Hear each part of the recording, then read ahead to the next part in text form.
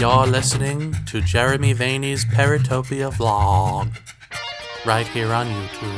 Paratopia. Paratopia. Paratopia. What the world is watching with their ears. Paratopia. It's Jeremy. I've come to a decision, which is that I don't think I'll be talking so much about UFO shenanigans in this vlog anymore because it's just masturbatory at this point. But since David Jacobs revamped his statement on Emma Woods, who he calls Alice, on his website, I figured I'd take this time to, I don't know, make my one last hoorah at speaking truth. He doesn't say anything significantly different. I mean, it's masturbatory. It really is. Basically, he's saying she's crazy, she has a borderline personality disorder. It's the same old thing that you already know he's saying, right? So she has borderline personality disorder because some psychologists or psychiatrist friends of his told him this based on what he told them about her. Somehow they're able to diagnose another human being without having actually met that human being, just going off of what their friend is saying. So that's already preposterous. And that the multiple personality disorder hypnosis session, you know, that he did that because he was afraid of her hybrids. I mean, he still admits to all of that. He just... Why doesn't he go away? Why doesn't he go away?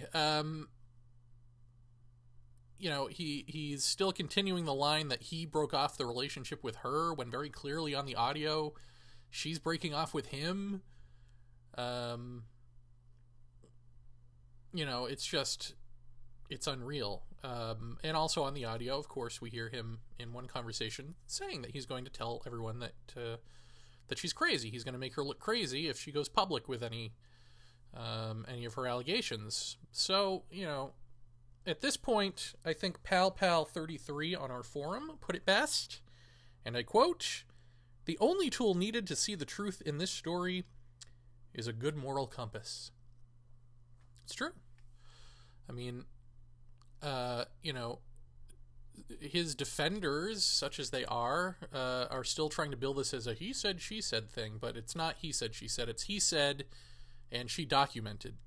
So he says, and then she brings forth the documents and the audio clips that she kept in spite of him telling her he really wishes he had gotten rid of that stuff. But really, here's the fascinating thing. I mean,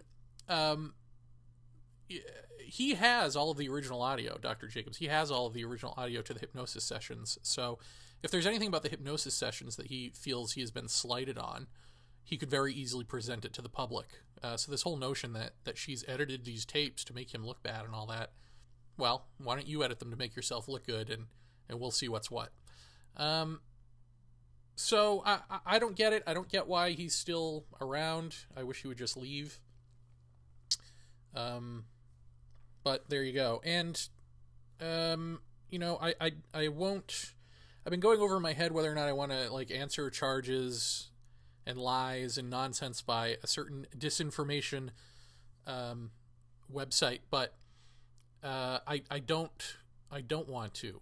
Ultimately, I don't want to name names anymore because as sick as I am of people making a name for themselves off of us, I'm actually more hesitant to let someone who used to be a name in the field try to revitalize his name by becoming our opponent in some way, because this is all nonsense. The whole oppositional show versus show thing is nonsense. This is not show versus show. This is, let's see, truth and a good moral compass versus whatever is going on the other side. And, but I will say, you know, when you hear or read things like, while quite possibly sincere, Emma definitely comes across as disturbed and unduly obsessed with the whole affair. Dr. Jacobs understandably regrets his involvement in the case.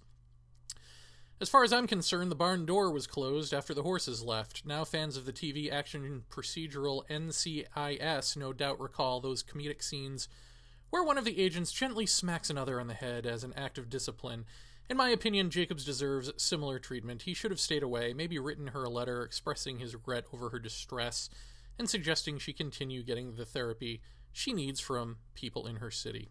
When you see people write things like that, and write things like, but certainly she's deeply disturbed, even if the cause is external, and then try to turn around and say, I don't pick a side, and Jeff and Jera are misrepresenting me, you can decide whether we're misrepresenting him. And when you hear or read nonsense by vicious attack pit bulls, what are their motivations? Because there's one in particular who is actually a client of Jacobs. He is only on a forum to defend Jacobs. I mean, he made that clear in his very first post to the forum. And he, too, has had phone hypnosis. So what does he have to lose? Well, everything. His entire sense of identity with this whole abduction phenomenon. So when you see this stuff, or you see lies from said pit bull saying, well, wait, hold on. Let me get this for you. I know Carol quite well, this being Carol Rainey. I know Carol quite well personally, was with her last October, and know her motivation behind this hit piece. Her ridiculous claims will eventually be comprehensively debunked. When you read nonsense like that, just know that it's nonsense. And you probably do, but some people don't. When you read from someone like Kay Wilson about what a pioneer Bud is and all of that, and you know, he can do no wrong. When you read this type of essay, know that Kay Wilson believes that she's an alien emissary.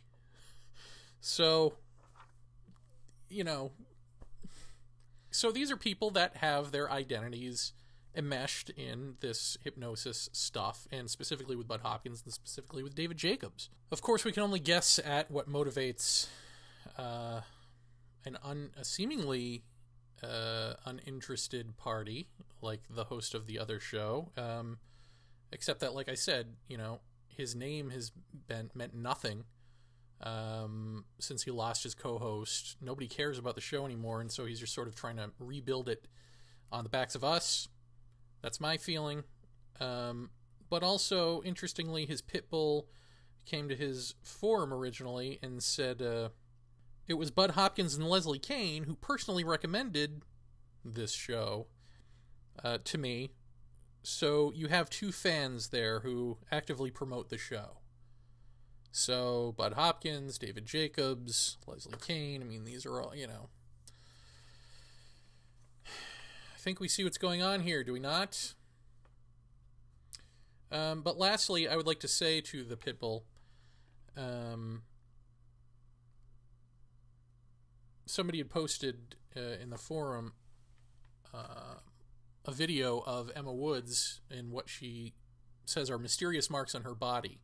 And he basically says, you know, it's a shame that abductees can be crazy too, meaning Emma.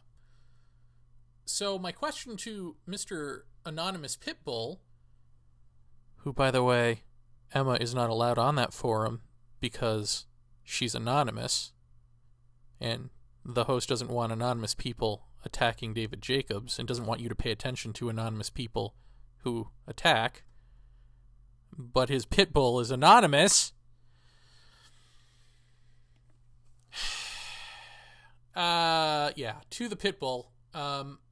So if Emma has the same marks in her body that other abductees do, and you have declared her an abductee, if a crazy one, and she woke up from her stupor and realized, wait a minute, all of this hybrid horseshit is horseshit, then what does that do for the marks on the body? In other words, she's got these marks. You're saying they're alien. You're saying this proves she's an abductee. And she's saying, I would have maybe said that a few years ago, but then I woke up and went, wait a minute, none of that happened. And furthermore, she hasn't seen these hybrids since, mysteriously. So hybrids haven't been a problem since she stopped doing hypnosis with Jacobs. And they're not related to the marks on her body. And the people that you believe in, the opposite is true. I mean, if people don't see this, this is my problem, and this is ultimately the other reason to keep this anonymous. Even though you all know what the show is, and you probably know who the people are I'm talking about. But again, I don't want to give them any undue publicity, and also, it's not about them. It's actually about you. You! It's one thing for a bullshitter to bullshit. A bullshitter bullshits for their own reasons. Whatever they gain out of it is what they gain. But what do you gain out of believing bullshit that is just ridiculous on the surface? I mean, ridiculous like Billy Meyer hoax ridiculous. Ridiculous like Stephen Greer ridiculous. Ridiculous! That's what this is. This is that caliber of ridiculousness at this point.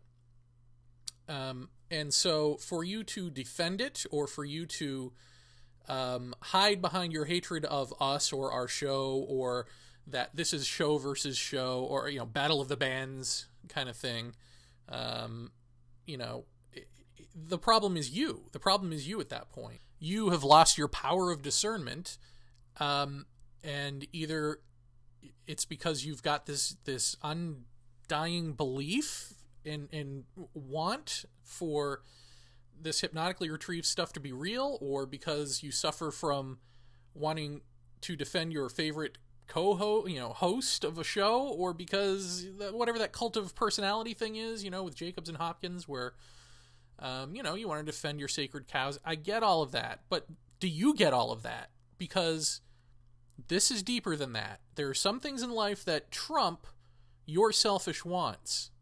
And while you're selfishly defending horseshit, while at the same time arrogantly saying, well, I don't believe in horseshit like Meyer and Greer, people are being hurt. Once again, human research subjects are being hurt. And some of those people have so over-identified with what they've dragged out of themselves with phone hypnosis that, you know, even they are willing to take the time out of their lives to come to a message board and just attack, whether what they're saying makes sense or not. It doesn't matter. It's just attack. So when you're attacking, what is it you're preserving? That's the question. And if in the game of he said, she said, what he's saying doesn't add up, and what she's saying is backed up with documentation and audio, then you go where the evidence is, right? Or am I wrong? Because you're willing to go where the evidence is on the Billy Meyer case, and you're willing to go where the evidence is on, Stephen Greer's claims. So you've got to ask yourself, why aren't you going with the evidence on this? Or you don't. But let's not pretend that you've got any sort of moral or factual high ground. You don't. You have nothing. The emperor has no clothes on this. And you are supporting that emperor. So this is about you. This isn't about shows. This is no longer about personalities, public personalities and all that. This is about, what do we want here? Do we want facts and truth, or do we want nonsense? Because we don't want to give up what we believed in, because we don't want to admit that we've been had, and we don't want to have to rethink everything, and the ramifications of all that are just awful, blah, blah, blah. But you know what? Be a little braver than that. Be a little intellectually honest, and, do a little research. This concludes Jeremy Vaeni's Paratopia vlog, right here on YouTube. Paratopia.